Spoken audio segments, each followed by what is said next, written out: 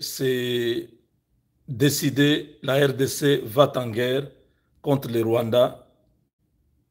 C'est une décision difficile, mais une décision importante pour la sécurité de notre pays. Difficile pourquoi? Parce que la guerre entraîne des morts, que ce soit du côté congolais comme du côté rwandais.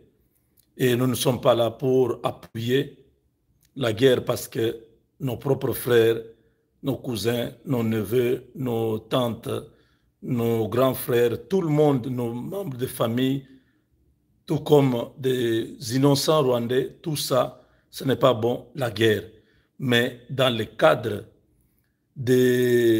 d'extrême gravité, comme le Rwanda n'a pas voulu que les choses se passent bien, soutenu par la communauté internationale qui veut complètement contrôler la RDC, nous n'avons qu'à nous battre jusqu'à notre dernier soupir.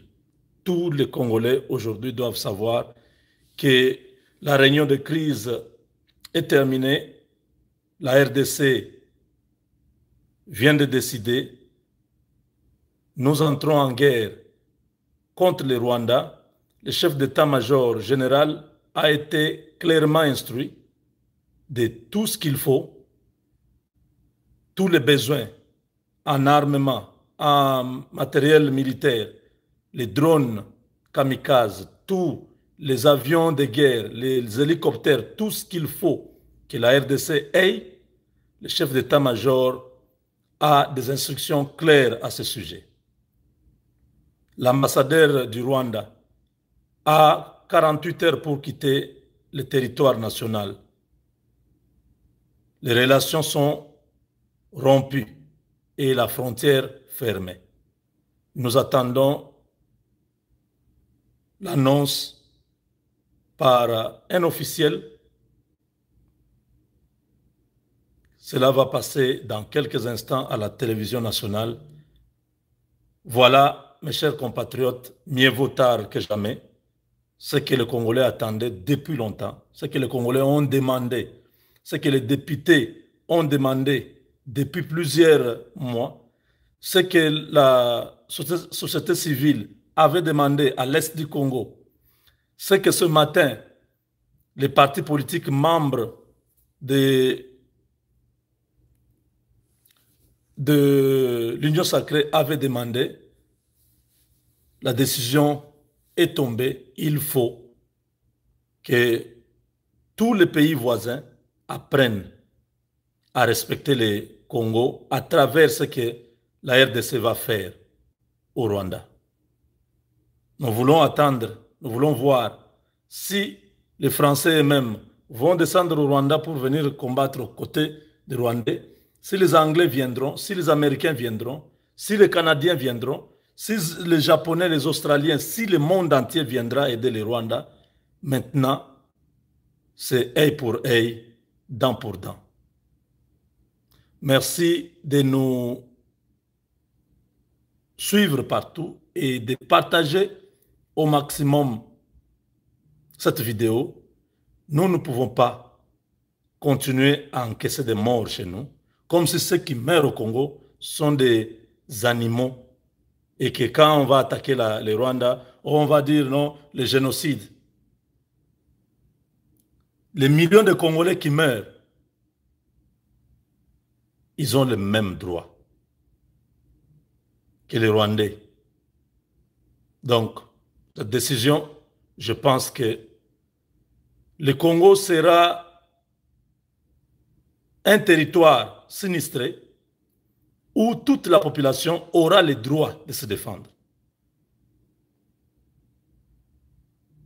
Je pense que c'est le moment que tous les Maïmaï qui se sont battus pendant toutes ces années pour protéger le territoire national, que tous ces Maïmaï rejoignent le camp de la patrie pour défendre aux côtés des FARDC la souveraineté de notre pays. Que tous les Congolais prennent conscience. Les inconscients, je vous prie. Ne soyez pas contents. Oh, voilà, Tshisekedi. Non, non. Si Tshisekedi n'est plus président aujourd'hui, parce qu'on lui a fait la guerre, on l'a chassé du pouvoir, c'est lui que vous pensez que lui doit être président, ne pensez pas qu'il fera ce que Tshisekedi est en train de faire. Nous aurons nos yeux pour pleurer, nous aurons perdu un pays riche en minerais, en ressources naturelles, parce que celui-là que vous aimez ne viendra pas travailler pour vous. Vous serez les premiers encore à commencer à crier dans les rues. C'est maintenant ou jamais que nous devons soutenir le président de la République avec son gouvernement. Tous les peuples, nous devons être ensemble. Si le Rwanda et l'Ouganda réussissaient leur coup, la communauté internationale ne pourra jamais commettre encore une erreur de mettre un Congolais à la tête du pays. Ils vont placer un étranger qui restera là pour toujours et qui, au besoin, pourra diviser ce pays-là en plusieurs petits morceaux. Donc, nous n'avons pas intérêt à être contents que cette guerre puisse continuer. S'ils prennent l'aéroport de Goma, la situation sera très compliquée parce que j'ai appris tout à l'heure qu'il y a des coups de balles qui retentissent du côté de l'aéroport de Goma. C'est déjà la nuit à Goma. Nous ne savons pas la situation, mais nous prions.